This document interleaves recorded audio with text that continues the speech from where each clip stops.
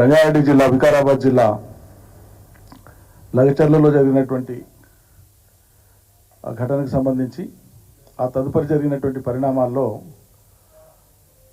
రైతుల్ని, అదేవిధంగా మాజీ శాసనసభ్యుడు శ్రీ పట్నం నరేందర్ రెడ్డి గారిని క్రిమినల్ కేసులో పెట్టి వాళ్ళందరినీ కూడా రిమాండ్కి తరలించటం, దీన్ని మేము తీవ్రంగా ఖండిస్తున్నాం. పరిష్కారం కేసులు పెట్టి జైలుకు పంపడం కాదు.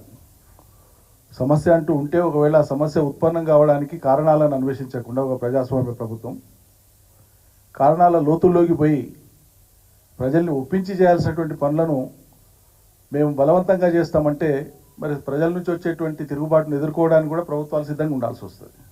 ఆ పరిస్థితి రాకుండా ముందు జాగ్రత్తగా వ్యవహరించేటువంటి బాధ్యత ప్రభుత్వానికి ఉంటుంది ఎప్పుడైనా.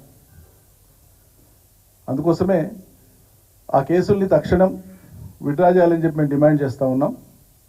ఇదేదో విత్డ్రా చేయమని మేము డిమాండ్ చేస్తే లేదా ప్రజల పక్షాన లేదా రైతుల పక్షాన మాట్లాడితే ఆ ఘటననేదో లేదా అటువంటి ఘటనలనేదో మేము పురమాయిస్తున్నామనో లేకుంటే వాటిని బలపరుస్తున్నామో అనేటువంటి అవగాహన సరైనది కాదు.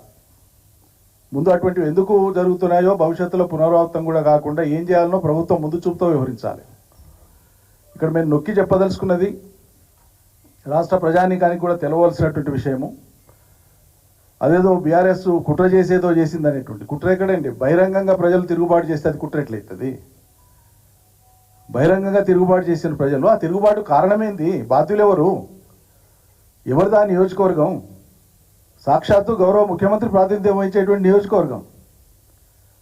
ఆ నియోజకవర్గ ప్రజలు దయదలిచి గెలిపిస్తేనే కదా ఇవాళ మీరు రాష్ట్ర ముఖ్యమంత్రిగా ఉన్నారు. మరి మీరు అక్కడ ఒక ప్రాజెక్టు పెట్టదలుచుకున్నప్పుడు, ఫార్మాసిటీకి సంబంధించిన క్లస్టర్స్ అక్కడ ఏర్పాటు చేయదలుచుకున్నప్పుడు ప్రజల్ని ఒప్పించే బాధ్యత ఎవరిది? ముఖ్యమంత్రిగా కాదు, ముందుగా స్థానిక శాసనసభ్యుడిగా మీ మీద ఉంది కదా బాధ్యత. ఎన్నిసార్లు పోయినారు? ఎన్నిసార్లు ప్రజల మధ్యలో కూర్చున్నారు? ఎన్నిసార్లు ప్రజలను ఒప్పించే ప్రయత్నం చేసినారు? గతంలో బీఆర్ఎస్ ప్రభుత్వం కేసీఆర్ నాయకత్వంలో కేటీఆర్ మంత్రిగా ఉండగా ఫార్మాసిటీ కోసం అదే రంగారెడ్డి జిల్లాలో 12,000 పైచిలకు ఎకరాల భూమిని రైతుల్ని ఒప్పించి భూసేకరణ చేసి ఫార్మాసిటీ కోసమే కేటాయించి డెడికేటెడ్గా ల్యాండ్ అక్వైర్ చేసి సిద్ధంగా పెట్టినటువంటి దాన్ని మీరు ప్రభుత్వంలోకి వచ్చినాక దాన్ని రద్దు చేసి మాకు బుద్ధి పుట్టినతోనే ఇంకోటి చేస్తామంటే అందులో ఉన్న ఔచిత్యం ఏంటి అసలు? మీ ప్రభుత్వం కాంగ్రెస్ లెడ్ యూపీఏ ప్రభుత్వం ఉన్నప్పుడే కదా 2013 ల్యాండ్ అక్విజిషన్ యాక్ట్ వచ్చింది. అంతకు ముందు ఉండేటువంటి భూసేకరణ చట్టాన్ని సవరణ చేసి భూసేకరణను మరింత కష్టతరం చేసినటువంటిదే యూపీఏ ప్రభుత్వం యొక్క 2013 ల్యాండ్ అక్విజిషన్ యాక్ట్. ఈ దేశంలో ఎక్కడ ప్రజోపయోగం కోసం ఏ ప్రాజెక్టు కోసమైనా ఎక్కడ సేకరణ చేయదలుచుకున్నా 190 ఆటంకాలను కల్పిస్తున్నదే మీ చట్టం, మీరు తెచ్చిన చట్టమే. అటువంటి 2013 భూసేకరణ చట్టంలో ఉండేటువంటి నిబంధనలను, కఠిన నిబంధనలను అధిగమించి ప్రజల్ని ఒప్పించి ఫార్మాసిటీ కోసం ఆ ముచ్చర్ల దగ్గర 12,000 పైచిలకు ఎకరాలను మా ప్రభుత్వం ఆనాడు కేసీఆర్ నాయకత్వాన, కేటీఆర్ నాయకత్వాన సేకరించి రెడీగా పెట్టింది. దాన్ని వాడుకునే విఘ్నత ప్రదర్శించకుండా ఈరోజు అమాంతంగా పోయి అది పక్కకు పెట్టేసి నాకు బుద్ధి పుడితోనే పోయి రైతులు వద్దన్నా కాదన్నా నేను బలవంతంగా తీసుకుంటా, సాక్షాత్తు ఆయన అన్న బహిరంగంగా ఒక రాజ్యాంగేతర శక్తి, ఆయన వార్డు మెంబర్ కూడా కాదు కనీసం. ఇప్పుడు ఆంక్షల నడుమ ఆయన 200 వాహనాలు పెట్టుకొని పోతే పోలీసు వాళ్ళు అనుమతిస్తారు. డీజీపీ గారు బాధ్యత వహించారా మీరు దీనికి? పోలీస్ యంత్రాంగం బాధ్యత వహించారా దీనికి?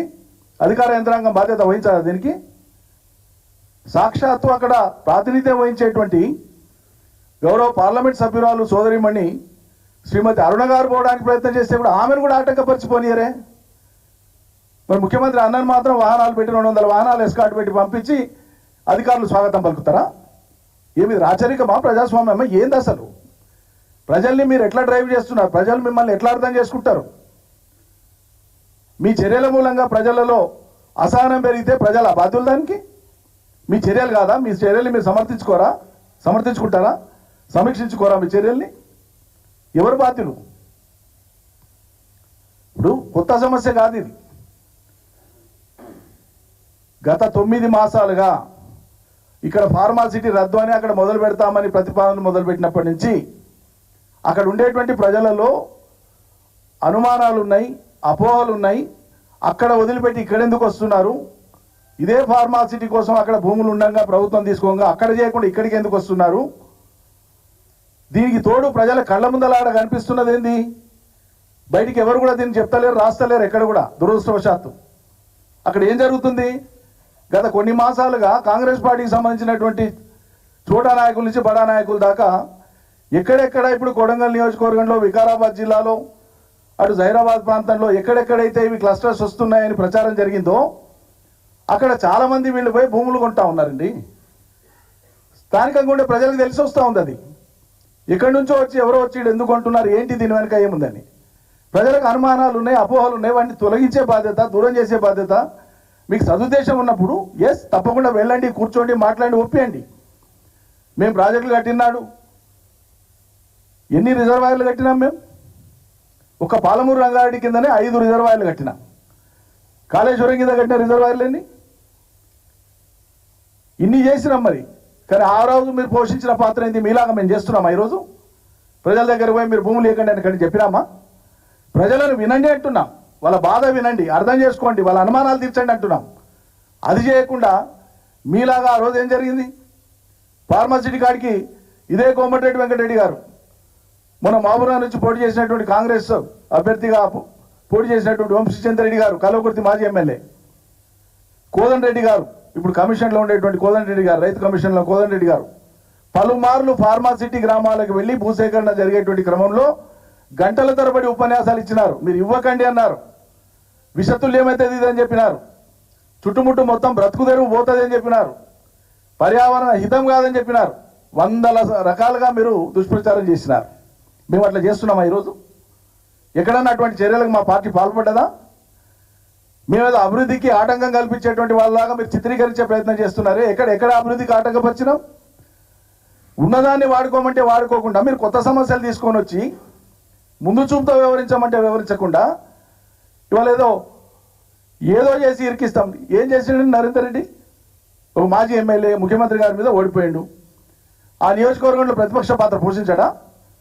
ఆపదున్న ప్రజలు రారా మాజీ ఎమ్మెల్యే దగ్గరికి? కార్యకర్తల నాయకులు రారా? ఆపద వస్తే మాట్లాడారా? అక్టోబర్ నెల మొత్తం మొన్న ఘటన జరిగే వరకు ఆయనకు ఒక 60-70 కాల్స్ వస్తే 80 సార్లు మాట్లాడిన దుష్ప్రచారం చేస్తున్నారు మీడియాలో. ఒకరోజు మాట్లాడినా అండి?